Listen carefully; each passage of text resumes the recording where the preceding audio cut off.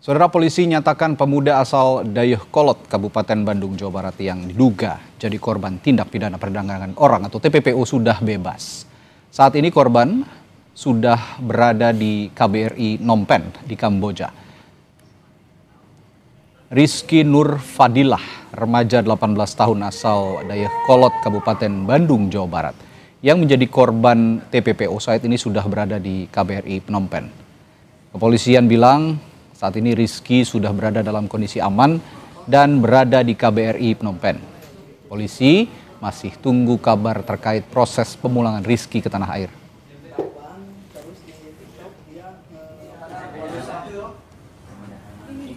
Dari KBRI Kamboja yang ada di Phnom Penh bahwa korban saudara Rizky saat ini sudah berada di KBRI Phnom Penh yang mana masih dilakukan pemeriksaan. Sebelumnya Rizky Nur Fadilah diduga menjadi korban tindak pidana perdagangan orang di Kamboja. Orang tua Rizky menyebut Rizky mendapat kontrak untuk bermain sepak bola di Medan, Sumatera Utara, namun ternyata Rizky dibawa hingga ke Kamboja dan langsung diminta bekerja. Rizky kemudian membuat video klarifikasi bahwa dirinya ke Kamboja tanpa paksaan karena merasa tidak betah dan ingin dipulangkan. Ia kemudian membuat cerita soal kekerasan yang dialaminya. Nama saya Rizky Nur Fadilah, saya dari Bandung. Berangkat ke sini tidak ada pemaksaan apalagi kekerasan. Intinya saya ingin pulang ke sana karena saya tidak betah di sini. Gubernur Jawa Barat Deddy Mulyadi memastikan tetap akan berkoordinasi dengan Polda Jawa Barat untuk penanganan kasus dugaan TPPO yang dialami Rizky Nur Fadilah di Kamboja. Pemprov Jawa Barat juga memastikan akan menyiapkan biaya untuk pemulangan Rizky. Deddy juga mengimbau siapapun untuk tetap waspada jika mendapat iming-iming bekerja di luar negeri. Pemerintah Provinsi Jawa Barat tetap mengambil keputusan untuk berkoordinasi dengan Polda Jabar dan KBRI. Apabila memang ingin kembali, kami akan mengembalikannya dan kami menyiapkan biaya untuk pemulangannya. Untuk itu, pada siapapun untuk berhati-hati ketika akan bekerja di luar negeri yang dijanjikan atau diiming-imingi sesuatu yang pada akhirnya menjadi derita dan menjadi kesulitan bagi banyak orang. Untuk itu, kami akan segera bergerak. Ya, dan untuk mengetahui informasi selengkapnya soal kasus ini, kita akan berbincang dengan Kabid Humas Polda Jabar, Kombes Hendra Romawan. Selamat petang, Pak Hendra. Selamat petang, my sister, apa kabar? Baik, semoga Anda juga kabar baik. Pak, saya mau konfirmasi dulu. Jadi saat ini apakah posisi Rizky sudah aman? Baik, my sister, jadi kami sampaikan ya tadi teman-teman media, Mas Bayu juga Kompas sudah saya kirim. Itu ada foto Rizky sedang ada di KBRI dan dalam keadaan sehat, my sister. Ya. Dalam keadaan sehat. Ya, sehat, baik, dan wajahnya juga cerah.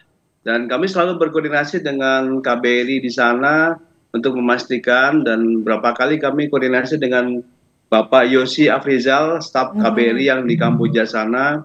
Dan saat tadi pagi kami sudah melakukan koordinasi untuk asesmen, dan hasil dari asesmen dari KBRI juga sudah kita dapatkan dan nanti bisa kami sampaikan kepada pemirsa di Kompas ini.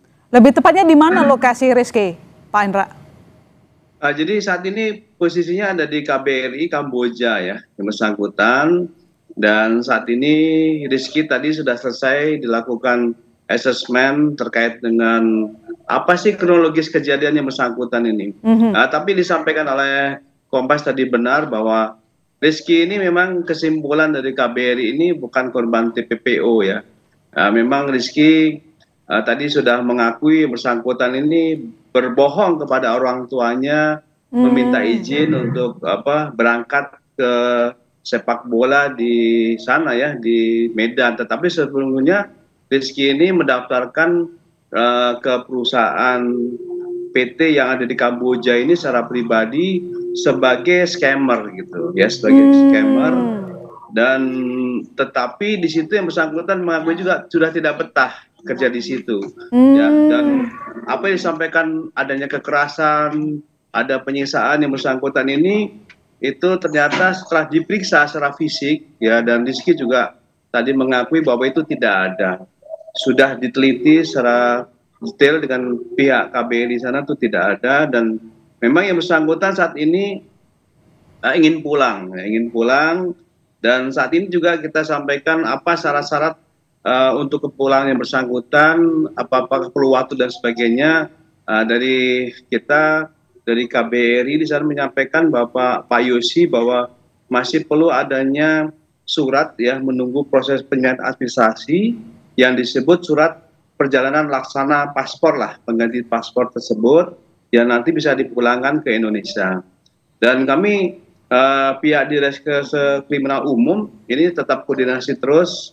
Nah, kita coba untuk prosesnya ini seperti yang pernah kita lakukan kepada saudari Reni yang dari Sukabumi itu.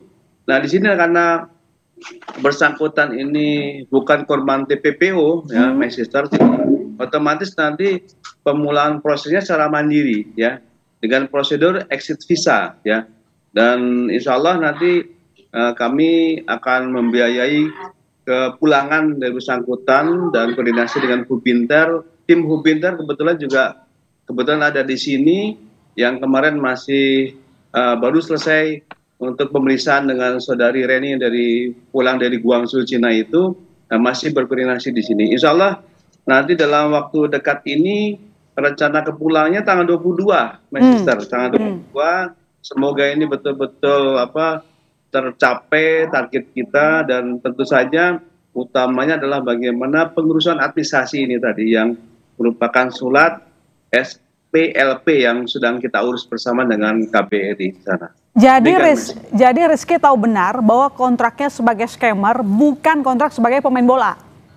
Betul, sadar betul yang bersangkutan itu mendaftarkan ke PT yang dia menjadi scammer di Kamboja sana itu. Tetapi karena keinginannya dia untuk kembali dan tidak betah, akhirnya dia membuat status ya di media sosial yang adalah Kabupaten Bandung tadi itu, bahwa dia seakan-akan sebagai korban gitu, sebagai korban PPPO.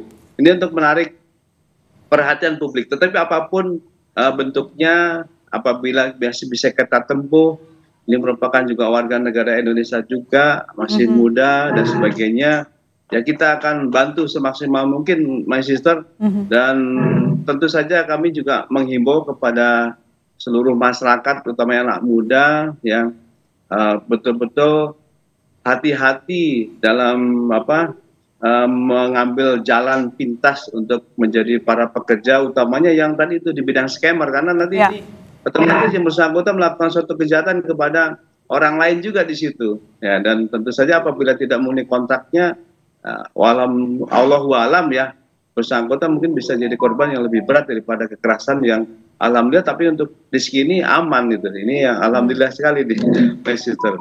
Dan perhatian pimpinan kita untuk bisa kita pulangkan. Ya, Pak Hendra, ini Rizky sampai ke Kamboja melamar ke PT, itu dia dapat informasi dari teman atau ada yang menawarkan, atau dia sendiri yang melamar ke PT tersebut? Nggak ada yang endorse? Dia melamar sendiri di media sosial. Oh, media sosial? Udah sendiri di media sosial, tertarik, kemudian dia mungkin proses di media sosial itu seperti apa, ya kemudian dapat dikoordinasikan lagi lebih detail dengan yang bersangkutan, ya DM lah gitu seperti biasa, mereka ada komunikasi dan akhirnya dia menyepakati kontrak tersebut ya, dan akhirnya berangkat. Jadi memang itu kesadaran sendiri ya, keinginan sendiri, tetapi yang bersangkutan itu melakukan pembohongan kepada orang tuanya, alasannya adalah untuk menjadi pemain sepak bola di Medan sana. Tapi yang bersangkutan itu berangkat ke Kamboja tuh sadar bahwa dia akan kerja di sana. Dan sebagai scammer tuh sudah ada dalam perjanjian kontrak. Informasi awal dari kami seperti itu. Jadi isi kontraknya apa sih yang membuat Rizky mau jadi scammer? Nah, ini gaji mungkin tinggi berapa gitu, dia udah cerita belum? Ya. Belum. Ini masih kami karena target kita nih, pimpinan kami untuk segera pulang ya, sehingga tadi fokus kepada bagaimana proses untuk pemulangan yang bersangkutan dulu di sini, sehingga nanti ketika nanti kembali yang bersangkutan kita berikan kesempatan untuk bisa berbicara, memberikan edukasi juga kepada masyarakat, dan tentu saja memberikan permohonan maaf kepada orang tuanya karena telah melakukan suatu kebohongan dan tanpa dan sadar dia sendiri berangkat ke sana dengan risiko yang cukup berat gitu. Ya, terima kasih telah berbincang di Sapa Indonesia Malam, Pak Hendra Rohmawan, Kabid Humas Polda Jabar. Selamat petang.